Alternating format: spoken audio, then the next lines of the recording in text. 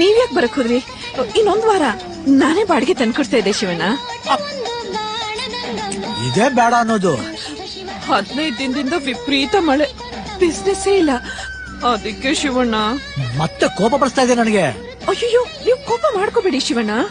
ಛತ್ತೇರಿಕೆ ಅಣ್ಣ ಅಣ್ಣ ಏನೋ ಎಲ್ರು ಜನ ನನ್ನ ಪ್ರೀತಿಯಿಂದ ಅಣ್ಣ ಶಿವಣ್ಣ ಅಂತ ಕರೀತಾರೆ. ಅದಕ್ಕೆ ನೀನು ಕರೆದು ಬಿಡೋದಾ?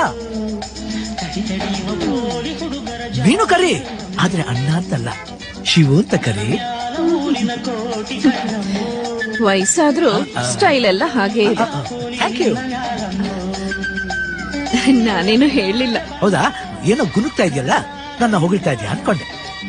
ಶಿವು, ದೋಸೆ ತಿಂತೀರಾ? ನಿನ್ ಕೈಯಾರ ಪ್ರೀತಿಯಿಂದ ಕೊಟ್ರೆ ತಿನ್ನಲ್ಲ ಅಂತೀರ ಸುಧಾ? ಸುಧಾ ನೋಡಿ ಸುಧಾ, 24/7 ಓಪನ್ ಇರ್ತೇನೆ ಹೃದಯದ ಕದಾ. ಇರುತ್ತೆ. ಈ ಡೈಲಾಗ್ ಎಲ್ಲ ಏನು